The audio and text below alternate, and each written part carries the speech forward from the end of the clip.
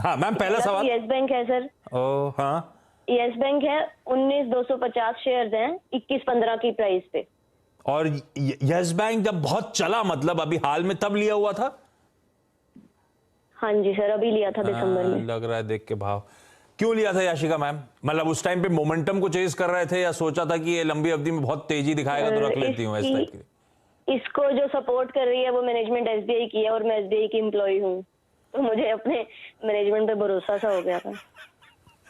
तो अभी भरोसा सही लग रहा है कि गड़बड़ लग रहा है? वो तो तभी पूछने के लिए फोन किया सर। भाई तो आशीष सर, मैनेजमेंट एसबीआई का था, उस पे भरोसा है, वैसे अभी भी है बोलूंगा ना याशिका मैम? जी सर। हाँ, अभी कैसे बोले, याशिका मैम का भरोसा है यस बैंक पे। बीच में मोमेंटम तगड़ा था, 21 रुपए तक गया था, लग रहा निकल जाएगा इस बार, मैंने ले लिया, और ले लिया तगड़ी क्वांटिटी, 19,000-19,500 शेयर्स रख लिए हैं। ये भरोसा तो बना रहेगा ना, बना रहना चाहिए ना आशीष सर, या ये गड़बड़ हो गया मामला? क्योंकि अब मेरी बाइंग से 5-6 रुपए ये स्टॉक नीचे आके खड़ा हो गया है। बिल्कुल आपके जैसे इनफैक्ट काफी सारे निवेशक ऐसे स्टॉक में ट्रैप हैं और वेट करते रहते हैं कि कैसे थोड़ा मूवमेंट आए और स्टॉक में से निकले। क्योंकि आप देखिए 5,000 करोड़ से ज्यादा की शेयर कैपिटल है यस बैंक की आज, और 2 रुपए पेड अप शेयर है। तो इतनी ज्यादा सप्लाई है, और सबसे ज्यादा इंडिया के जो शेयर होल्डर्स हैं वो अब यस बैंक में है। और उसके ऊपर यदि थोड़े खराब नतीजे जैसे इस क्वार्टर में आ गए तो वो एक और प्रॉब्लम क्रिएट कर रहा है स्टॉक के लिए। तो मुझे नहीं लगता कि आपको बहुत जल्दी ये भाव देखने को दोबारा आपका वापस मिलेगा। तो मेरी सलाह रहेगी कि एक बार आप इसमें से लॉस बुक करने का प्लानिंग करना ही पड़ेगा, क्योंकि आपको 1 या 1.5 रुपए के मूवमेंट में ही महीनों निकल जाते हैं ऐसे स्टॉक में। और वर्स्ट न्यूज, जो खराब खबर आती है उस पर ज्यादा रिएक्ट करता है, और अच्छी खबर पे उतना रिएक्शन नहीं होता ऐसे स्टॉक में। तो आप निकल जाए, इसकी बजाय मैं आपको सजेस्ट करूंगा टैक्स मैको रेल का स्टॉक में आप निवेश करें, जो अभी 50 रुपए के आसपास ट्रेड कर रहा है। और जो रेलवे सेक्टर में जो डिमांड बनी हुई है, मुझे लगता है अभी भी काफी अंडर वैल्यूड स्टॉक है, कि रेलवे के वैगन्स और जो दूसरे इक्विपमेंट्स हैं वो ये कंपनी बनाती है। तो 50 रुपए के आसपास यदि आप इसमें निवेश करते हैं तो मुझे लगता है यहाँ पे करीब 30% का रिटर्न अगले 6 महीनों में टैक्स पैको रेल में बन जाएगा। और यस बैंक में मुझे बहुत ज्यादा अगले 6 महीनों में एटलीस्ट उम्मीद नहीं। और चलना बड़ा मुश्किल हो गया है, इसकी आउटस्टैंडिंग इक्विटी इतनी तगड़ी हो चुकी है, 2800-2900 करोड़ शेयर्स हैं इसके, जिसमें ज्यादातर बैंक्स के पास, और बाकी मेरे ख्याल से बचे सब हम रिटेल के पास ही रह गए। ये हाल है इस बैंक, और इतनी तगड़ी इक्विटी को चलाना बड़ा मुश्किल काम हो जाता है।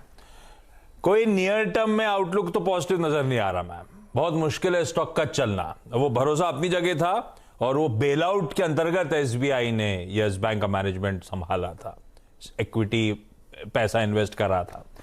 उनकी तो एक्विजिशन प्राइस कहीं अभी भी कंफर्ट में, हमारी नहीं है।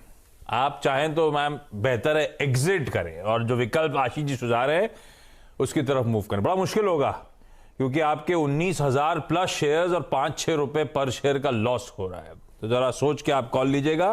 रिकमेंडेशन तो यह है कि एग्जिट करना है यस बैंक से। फरीदाबाद से साधना गुप्ता मैम स्क्रीन पे। साधना मैम, क्या करते हो मैम आप, और आप कितने समय पहले आए शेयर बाजार में? 2004 से भी पहले से हूं मैं। अरे वाह। और तो 2004 से जब से शुरू हुआ कामकाज, अभी तक कोई स्टॉक रखे हुए हैं आपने, या पोर्टफोलियो बहुत रिशफल होता रहा इस दौरान? मेरे पास पेट्रोनेट एलएनजी के आईपीओ के प्राइस हैं, के शेयर्स हैं। वो आईपीओ कब आया था अंदाजन? 2004 में। ओके, उस समय तो टीसीएस भी आया था, और आईपीओ के समय टीसीएस नहीं लिया, पेट्रोनेट लिया? नहीं, अब वो उस समय लैक ऑफ नॉलेज एंड ये सब शौकिया शुरू हुआ था। हाँ। शौक में आगे बढ़ते गए। हाँ। इस तरह का। ठीक है, ये तो हाइंडसाइड में सब किसको पता था टीसीएस इस तरह का कमा के दे देगा, ये तो सच है। ये तो हाइंडसाइड में क्वेश्चन करना इजी होता है, लेकिन उस समय पेट्रोनेट एलएनजी चमक रहा होगा, हो सकता है। अच्छा, अभी पहली क्वेरी कौन सी, पेट्रोनेट एलएनजी कोई और है मैम? नहीं, आईसीआईसीआई लैम्बार्ड आईपीओ प्राइस के ही है मेरे पास। 110 शेयर्स है, तो स्टिल अभी वही आईपीओ प्राइस के ही है मेरे पास। सब आईपीओ के सब्सक्राइब किए हुए माल रखा हुआ है क्या ज्यादातर? नहीं, सेकेंडरी मार्केट से भी लिए हैं। अच्छा, तो आईसीआईसीआई लोम्बार्ड में तो मुनाफा हो रहा है आपको। अब ये पूछना चाहते हो ऑफ लेट जो अंडर परफॉर्मेंस दिक्कत कर रहा है, ये प्रॉब्लम हो गई? हाँ, मतलब ये उतना रिटर्न नहीं दिया जितना इतना लंबा टाइम हो गया। आशीष सर सही है, इंश्योरेंस एज ए स्पेस की हम लोग वकालत बहुत करते रहते हैं, पर आईसीसी लोम्बार्ड वगैरह ने वो मजा आ नहीं रहा है, आजकल भी दिक्कत में ही आ रहा है। इस बार के रिजल्ट्स या अपडेट जो आया था वो भी ठंडा आया था। क्या करें आईसीसी लोम्बार्ड में मैम, बने रहें लंबी अवधि के लिए क्योंकि 660 की बाइंग प्राइस है, या इससे बेहतर घोड़े बाजार में जहां पे दाव लगाएं इससे निकलें?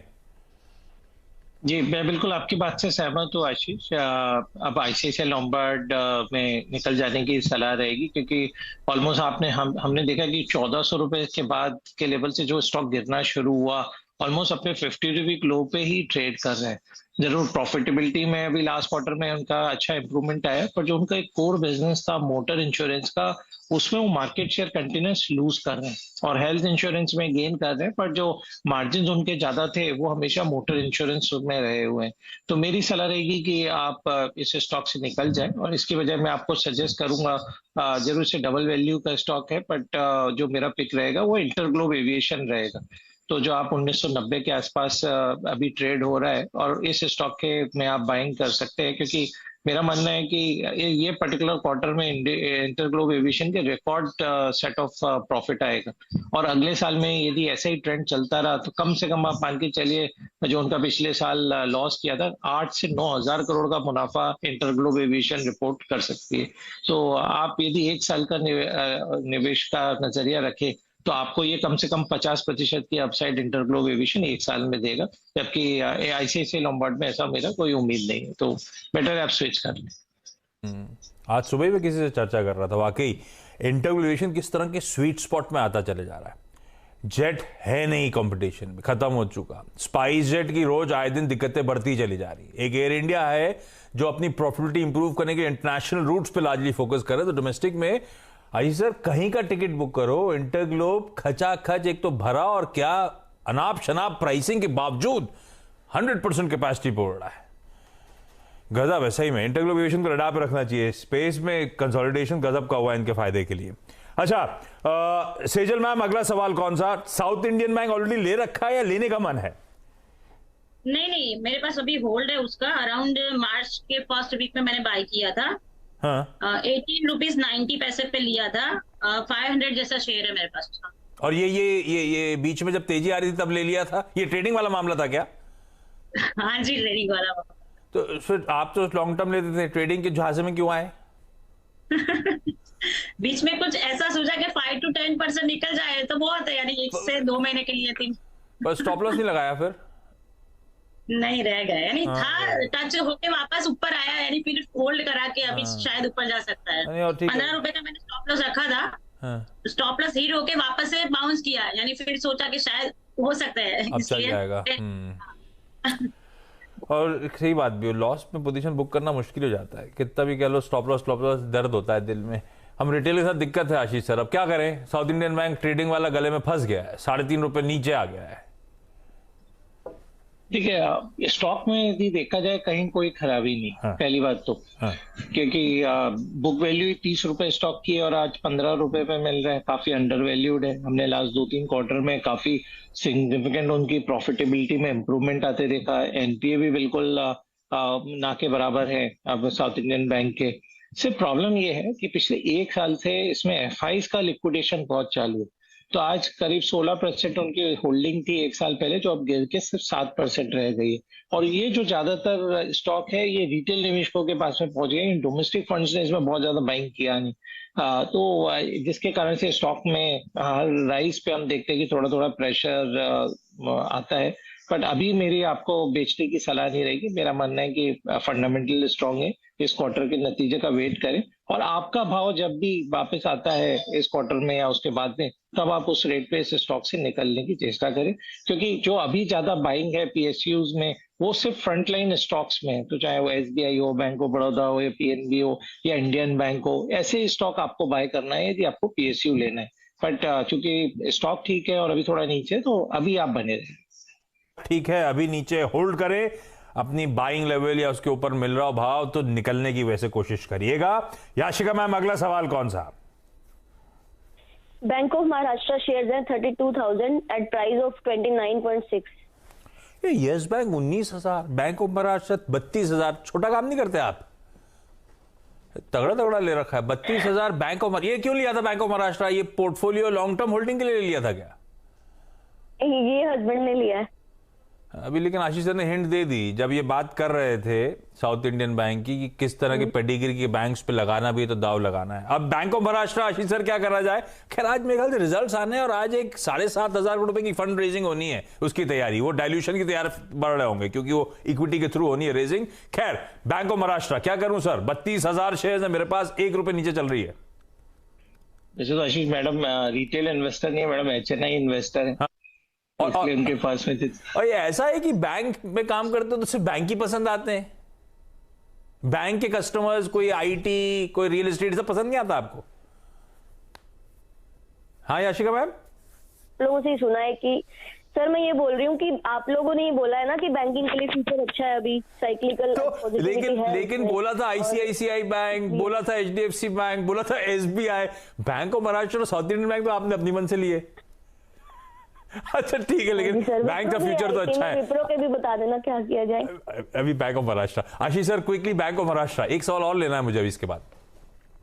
मेरी सलाह मैडम स्टॉक में से निकल जाने की रहेगी, क्योंकि मैंने जैसा पहले बताया जो छोटे स्टॉक हैं 10 रुपए 20-25 रुपए वाले स्टॉक, इसमें सिर्फ रिटेल निवेशक ही प्ले करते हैं, इसमें बहुत ज्यादा इंस्टीट्यूशनल पार्टिसिपेशन नहीं आता है।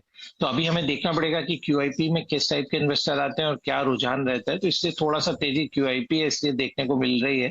पर मेरी सलाह आपको रहेगी मैम इससे निकल के आप है ना इंडियन बैंक के स्टॉक में शिफ्ट हो जाए, जो 300 रुपए के आसपास ट्रेड हो रहा है, और वहां पर मुझे लगता है करीब 10-1% की अपसाइड इस क्वार्टरली नंबर्स आने के आसपास आपको बिल्कुल मिल जाएगी। तो इंडियन बैंक में मुझे नहीं लगता कि दोबारा से 31-32 के लेवल जल्दी आएगी, पर इंडियन बैंक आपको बेटर रिटर्न और क्विक रिटर्न देगा। क्विकली साधना मैम, अगला सवाल। बजाज कंज्यूमर केयर IPO के समय? नहीं सेकेंडरी मार्केट से 75 at 232। हाँ जी, अच्छा डिविडेंड है इसका। Yes. प्रमोटर्स के पास भी शेयर्स हैं, FII DII सबने खरीद रखे हैं, बस शेयर नहीं चलता। ये शेयर नहीं चलता, ये बिल्कुल सही बात है। सबसे बड़ा लेगार्ड है अपनी स्पेस का, शायद एक दो को छोड़ दे तो। आशीष सर क्या करूं भाई? बजाज कंज्यूमर डिविडेंड अपनी जगह है, लेकिन 80 रुपए आज भी नीचे चल रहा है मेरी खरीद से, क्योंकि जो नंबर्स हैं वो खराब आते जा रहे हैं। लास्ट क्वार्टर में भी हमने देखा काफी खराब नंबर था, ऑलमोस्ट 30% प्लस प्रॉफिट डिप था ईयर ओवर ईयर। इसके अलावा जो उनका मेजर प्रोडक्ट है एलमंड ऑयल और आंवला ऑयल, वो बहुत कॉम्पिटिटिव बिजनेस हो गए हैं, तो जो उनका मार्जिन है उस पर काफी प्रेशर है। तो मेरी सलाह मैडम स्टॉक में से निकल जाने की रहेगी, और मैं आपको दूसरा स्टॉक सजेस्ट करता हूँ कंजम्पशन से, वो रहेगा सोम डिस्टिलरीज एंड ब्रीवरीज लिमिटेड, जो 170 रुपए के पास ट्रेड कर रहा है। अभी इसी सप्ताह में नतीजे हैं, काफी अच्छे नतीजे मैं उम्मीद कर रहा हूँ, और मुझे लगता है कि FMCG में रहना है तो आपको डायरेक्ट जो कंजम्पशन वाले स्टॉक्स हैं, जैसे यूनाइटेड ब्रीवरीज है, यूनाइटेड स्पिरिट है, या सोम डिस्टिलरीज है, ऐसे स्टॉक में आप निवेश करेंगे तो आपको बेटर रिटर्न मिलेगा, क्योंकि यहाँ जो कंजम्पशन पैटर्न कहीं ज्यादा है कंपेयर टू जो आपका पर्सनल केयर प्रोडक्ट्स के। इस नोट पर Sejal ma'am, Yashika ma'am, Sadhana ma'am, thank you so much जुड़ने के लिए, अपनी क्वेरीज इस प्लेटफॉर्म पर रेज करने के लिए। आशीष